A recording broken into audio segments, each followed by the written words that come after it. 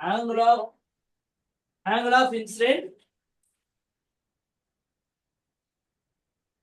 is equal to angle of reflection. புரியுதா? Yes, sir. So அப்ப பேர்ல எத்தனை ரேஸ் வந்தாலும் எல்லா லைனும் ஆஃப்டர் தி ரிஃப்ளெக்ஷன் என்ன பண்ணுது? ஒரே பாயிண்ட்ல மீட் ஆகுது. So the rays which are parallel to principal axis are converged at a single point. All are converged at a single point. அந்த பாயிண்ட்க்கு பேருதான் principal focus. அந்த பாயிண்ட் பேருதான் principal focus.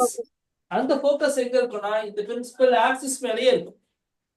அந்த பாயிண்ட் எங்க இருக்குன்னா எக்ஸாக்ட்டா சிக்கு பிக்கு நடுவுல இருக்கும்.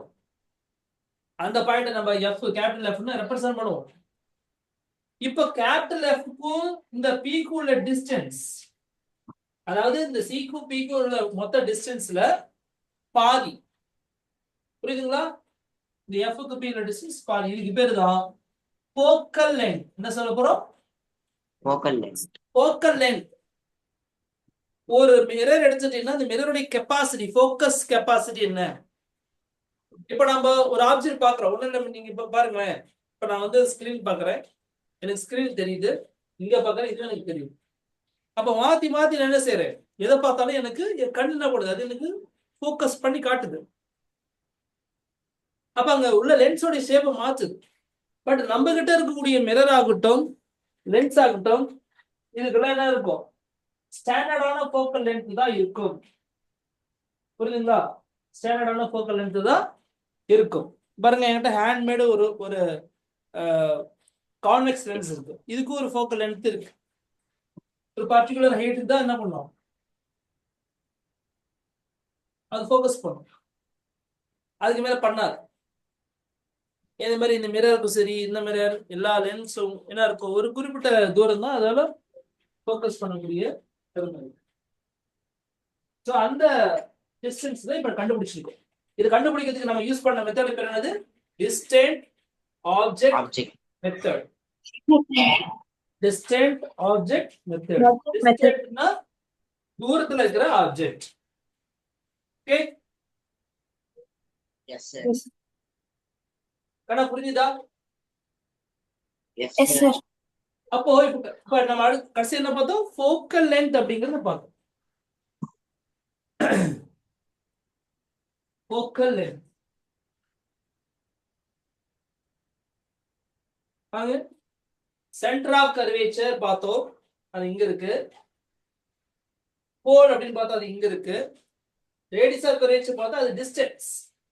the center of curvature, pole, focus இதெல்லாம் point. But radius of curvature சரிங்களா, அப்பர்ச்சர், இந்த ஃபோக்கல் லென்த் இதெல்லாம் வந்து டிஸ்டன்ஸ். இந்த டிஸ்டன்ஸ் ரேடியஸ் ஆஃப் கர்வேச்சர், இந்த டிஸ்டன்ஸ் ஃபோக்கல் லென்த், இந்த டிஸ்டன்ஸ் அப்பர்ச்சர். இப்போ நான் ரேடியஸ் ஆஃப் கர்வேச்சருக்கும் ஃபோக்கல் லென்த் ரிலேஷன் போட்டா என்ன வரும்? ஆர் ஈக்குவல் என்ன வரும் சொல்லுங்க பார்க்கலாம். இந்த சிக்கு பிக்கு எக்ஸாக்ட்டா மிடில்ல தானே இருக்குது இந்த ஃபோக்கஸ் வந்து சொன்னேன். அப்ப ரேடியஸ்க்கும் ஃபோக்கல் லென்த்துக்குள்ள ரிலேஷன், ஃபோக்கல் லென்த் ஸ்மால் லெட்டர்ல ஸ்மால் எஃப்ல சொல்லுவோம். சொல்லுங்க என்ன ரிலேஷன் சொல்லுங்க. ஆர் இஸ் ஈக்குவல் டு எப்படி இருக்கும்?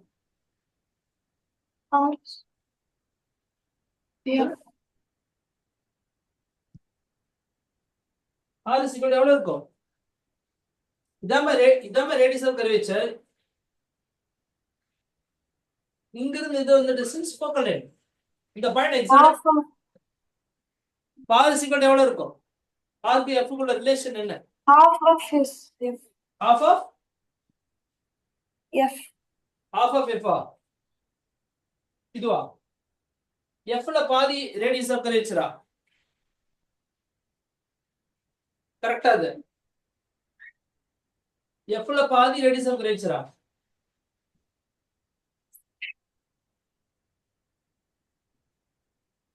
பாய்ஸ்,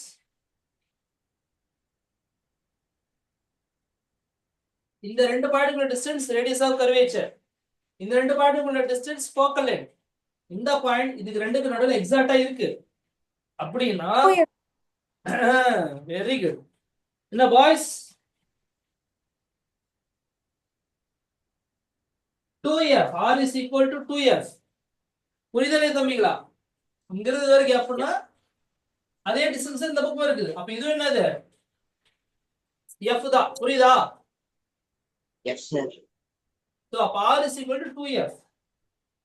அப்ப ரேடியஸ் ஆஃப் கர்வேச்சர் கொடுத்தாங்கன்னா நீங்க என்ன பண்ணலாம்? டைரக்டாவே ஈஸியாவே ஃபோக்கல் லென்த் கண்டுபிடிச்சிடலாம். அனீஷ் புரிஞ்சுதா?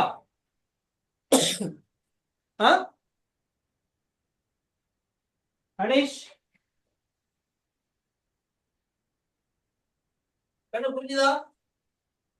Yes, sir. அனீஷ் என்னாச்சு?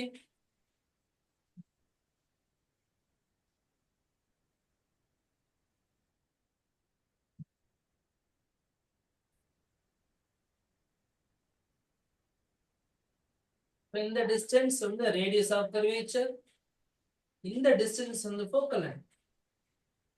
அப்ப r க்கும் f குள்ள relation r is equal to 2f. புரியுதா?